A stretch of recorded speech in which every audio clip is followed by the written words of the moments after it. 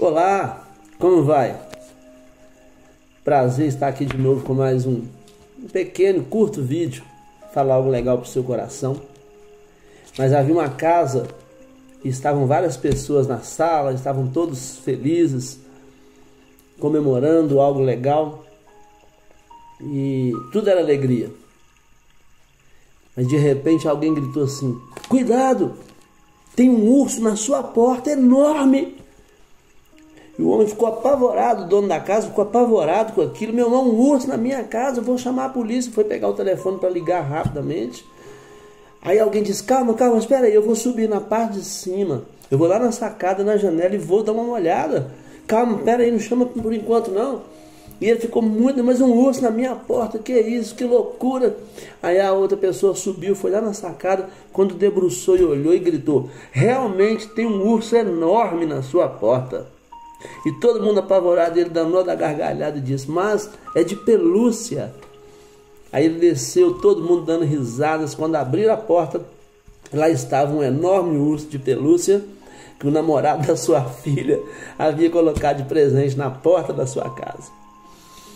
E uma história até de certa forma simples, parece bobagem, né? E é porque eu inventei essa história para falar um pouquinho sobre como manter-se calmo no momento de tensão. Como que nós fazemos para manter a calma no momento de tensão? Eu já passei vários momentos de tensão na minha vida.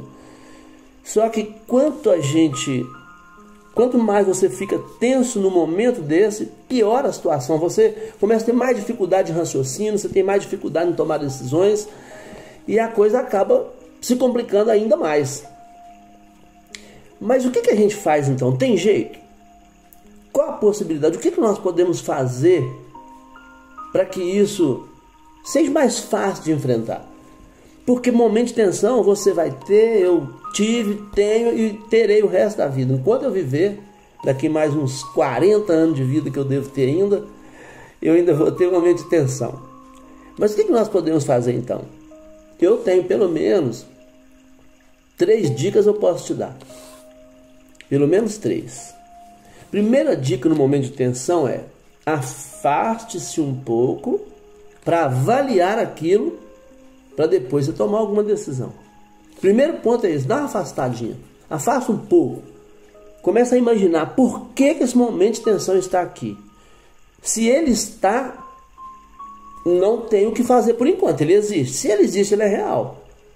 O que eu posso fazer? Eu posso enfrentá-lo, eu posso me aquietar e deixar que as coisas aconteçam, ou eu posso tomar alguma decisão e fazer algo em relação àquilo. Por exemplo, eu estava estudando, eu tenho formação, pós-graduação em filosofia, então esses dias me deu uma saudade aqui de algumas coisas. Eu fui fazer um estudo sobre 3 filósofos importantes da nossa história. E não por essa sequência, porque cada um tem a sua importância, cada um tem o seu valor, cada um tem a área específica, sobre a qual ele dissertou mais de umas vezes. Mas eu fiz um estudo sobre 3 importantes para mim, que eu gosto muito, que são Sócrates, depois Platão, que foi discípulo de Sócrates, e depois Aristóteles, que foi discípulo de Platão. Mas não que eu defenda qualquer coisa a respeito deles. Eu estudei filosofia, eu não estudei uma pessoa. A única pessoa que você pode crer nela e acreditar, e para quem é cristão, como eu sou cristão, é a pessoa de Jesus Cristo, Mas Sócrates, ele viveu 470 a 399 anos antes de Cristo. Ele tem uma frase que para mim e para você hoje ela é muito simples. Ela é muito simples, porque todas as pessoas, isso que ele escreveu, mas ele escreveu há 470, 399 anos antes de Cristo. Ele escreveu: só sei que nada sei. Só que Sócrates é o seguinte: ele é um homem simples, humilde, nascido em Atenas. A família dele também era muito humilde. O seu pai era um artesão, um escultor, e pedreiro. E a vida dele era muito simples. E uma das frases, ou talvez a mais célebre dele, a mais famosa que ficou, é: conheça-te a ti mesmo. O que aconteceu com Sócrates?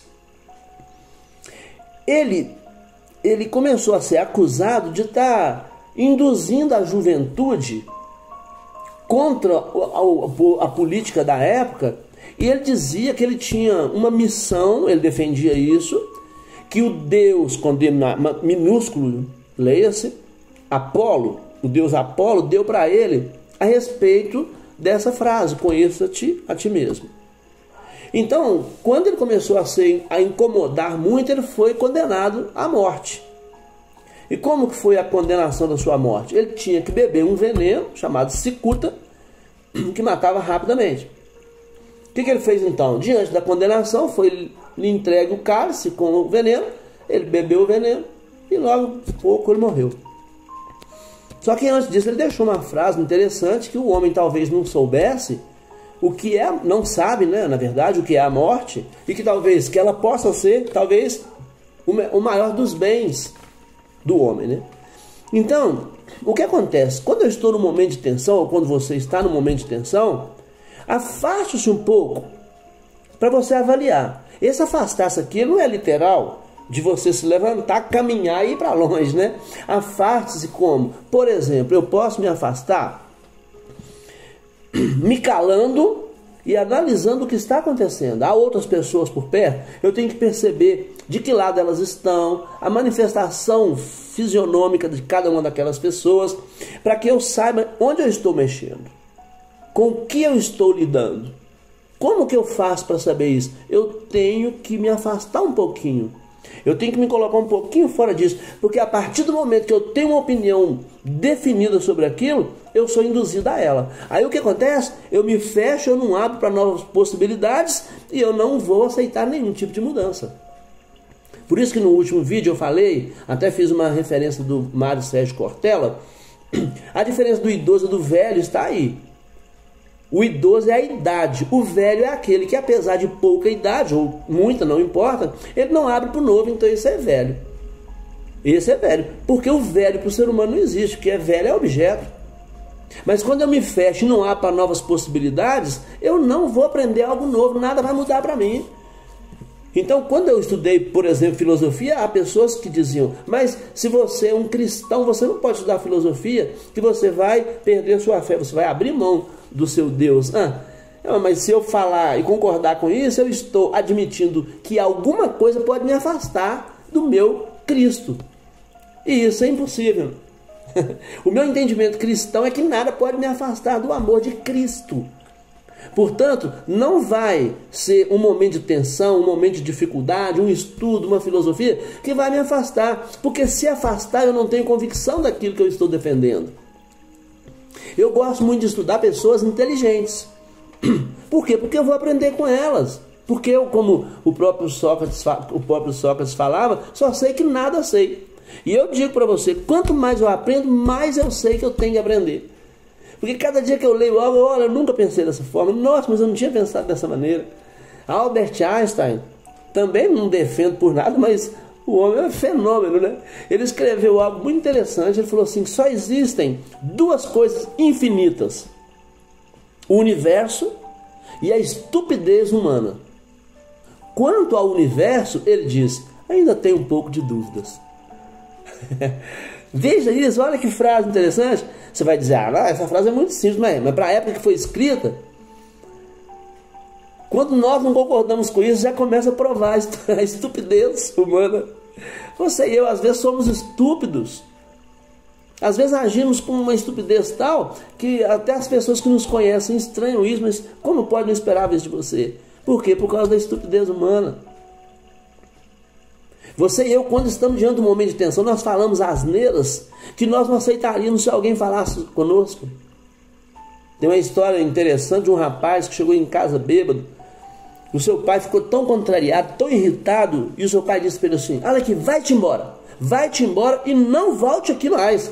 Ele olhou para o pai e disse: sério? E o pai disse: sério? Ele foi para o sótão, colocou uma corda e enforcou-se. Estupidez humana. O homem é estúpido. Eu estava vendo hoje alguém, né, defendendo as ideias de Darwin, da evolução. Claro, gente, que a evolução tem coisas ali que são importantes, são reais, são provadas. Mas você não pode dizer, por exemplo, que eu sou descendente de macaco. Nada contra o macaco. Mas eu não sou descendente de macaco, sabe por quê? A semente de De uva ela vai dar uva, semente de laranja vai dar laranja. Não pode uma semente de macaco dar ser humano. Então a estupidez humana vai a um ponto que nós entramos em pânico mesmo. Às vezes você está num momento de tensão na sua casa, na sua família, por um problema que não precisava nem ter começado. Augusto Jorge Cury, ele sempre fala, o homem, o ser humano é um sujeito tão complicado que quando ele não tem problema, ele inventa um, ele cria um. Você já imaginou, já percebeu, quando você está em algum lugar ou alguém chega, um familiar, alguém que te conhece, que está próximo de você, e diz assim, o que aconteceu? Você está nervoso? O que foi? Aí você diz, não estou. Mas a pessoa diz, mas estou vendo na sua cara que você está. Sabe por quê? Porque você e eu fazemos assim, começamos a pensar coisas ruins, coisas negativas, fazer julgamento de coisas que não nos agradam, e nós vamos ficando tensos, e nós vamos fazendo aquela fisionomia tão terrível que as pessoas vão percebendo. Você e eu, o nosso corpo, a nossa face, a nossa maneira fala mais às vezes do que muitas atitudes nossas. Uma pessoa olha para nós e ela percebe aquilo com tanta facilidade que é impressionante. Ralph escreveu algo interessante, ele fala, aquilo que você é, fala tão alto que eu não posso ouvir o que você está dizendo.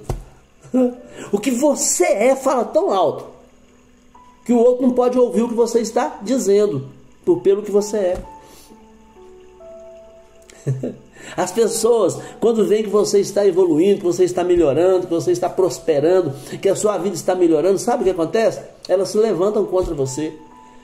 Quando você começa a ter uma situação financeira melhor, eles começam a dizer, será que esse cara está aprontando o quê, só? Onde que esse cara está arrumando dinheiro? A pessoa está em casa dormindo enquanto você está ralando na madrugada, às vezes na chuva, no frio, e ele não sabe que você está. O dia que você aparece com um carro novo, aonde que esse cara arrumou dinheiro para comprar esse carro? Ele não estava lá vendo que você estava ralando na madrugada, na chuva ou no frio, o que quer que seja.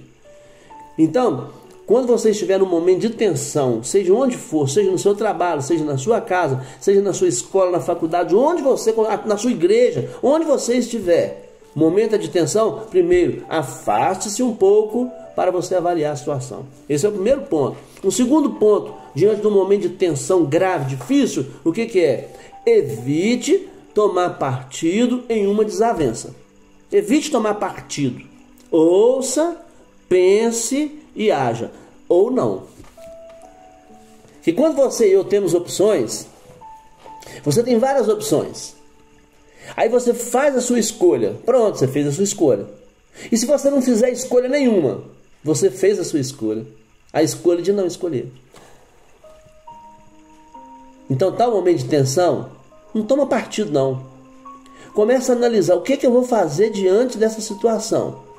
Eu vou ouvir tudo o que for possível, vou pensar, vou analisar e depois eu penso se eu ajo ou não. Porque eu que vou tomar essa decisão depois. A experiência não é aquilo que acontece com o homem, como muitos gostam de dizer. A experiência é aquilo que o homem faz com aquilo que lhe acontece. Experiência é tudo que acontece com o homem. Não, a experiência é aquilo que você faz diante daquilo que te acontece. Coisas vão acontecer na minha vida e na sua que nós não vamos gostar, coisas nós vamos adorar, outras nós vamos defender a unha e dente, outras nós vamos morrer por ela. Então o momento de tensão vai acontecer? Vai acontecer porque faz parte da vida, todo mundo passa por um momento de tensão. Essa é a experiência que você vai ter. William Shakespeare, tem muitas coisas bacanas escritas, ele fala que as nossas dúvidas são muito traiçoeiras e nos fazem perder o bem que poderíamos conquistar se não tivéssemos tanto medo de errar. Olha isso, que legal, que legal. As nossas dúvidas são traiçoeiras mesmo, e elas que vão fazer com que a gente perca possibilidades na nossa vida. Porque você tem dúvida. E eu também tenho dúvida. Quem não tem dúvida? Em algum ponto, algum momento da nossa vida. Claro que vai ser momento que você vai ter dúvida. Mas tem momento também que não. Que você vai chegar e você está totalmente decidido. Eu li uma história outro dia tão interessante que uma residência humilde, muito simples. Ela tinha uma sacada, uma parte de cima.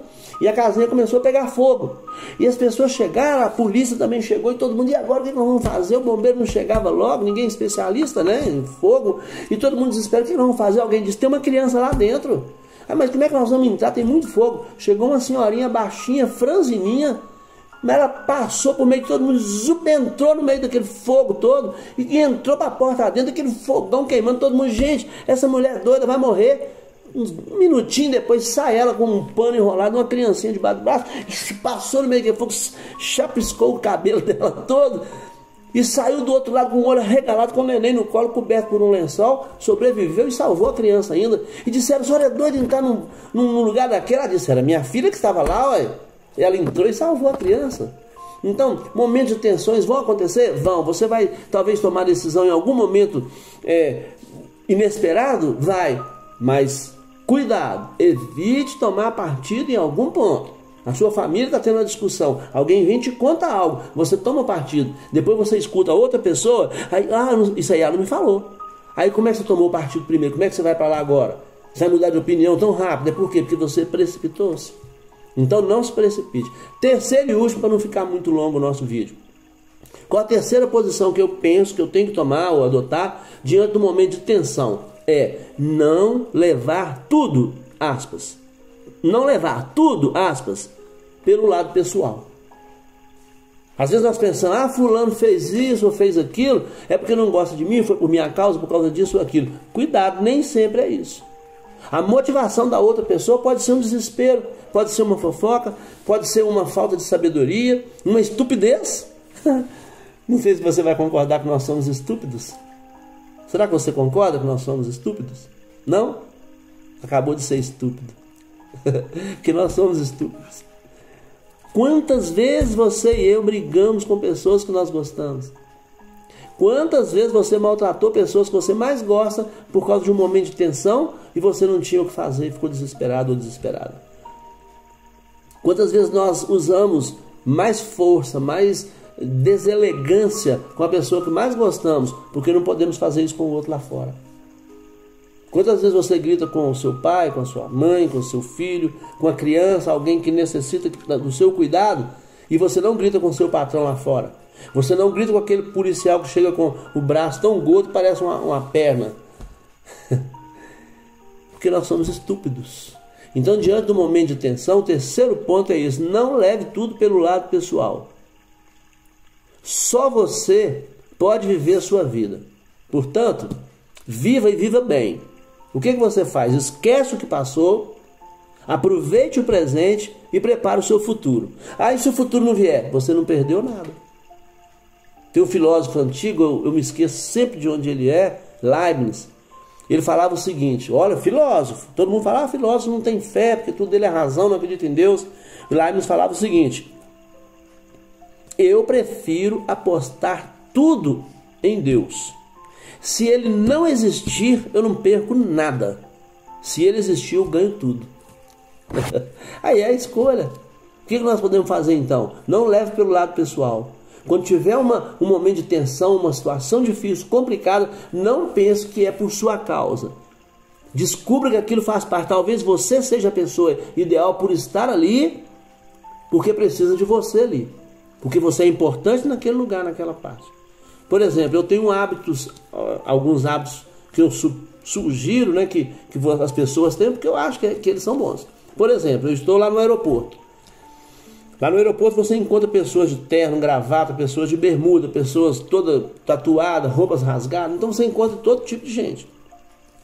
E um tratamento no aeroporto, ele tende a ser um negócio mais agradável, porque supõe-se, né, que são pessoas de posse mais elevada e tal.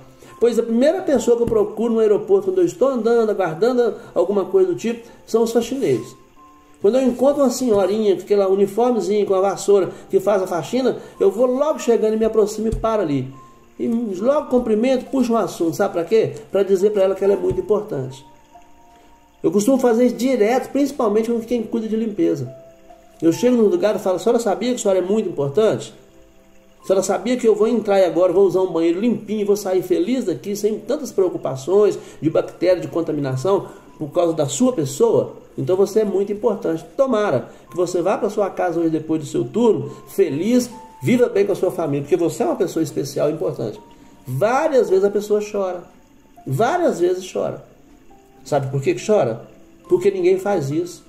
Você fala que é importante, às vezes, é o oficial que está lá, aquela pessoa de terno e gravata com uma mala muito bonita, com um relógio dourado. Então, não leve as coisas sempre pelo lado pessoal. Evite isso. Não se transforma um lobo em ovelha apenas cobrindo com lã. Você pode pegar um lobo e encher de lã. Qualquer pessoa que chegar, por mais inocente que seja, vai olhar e vai falar, isso não é ovelha não. Você pode até não ter convivência com o lobo e com a ovelha. Não, o lobo é lobo. Você pode encher de lã, que ele não vai virar ovelha por causa disso. Ele vai continuar sendo lobo. O lobo é reconhecido como lobo.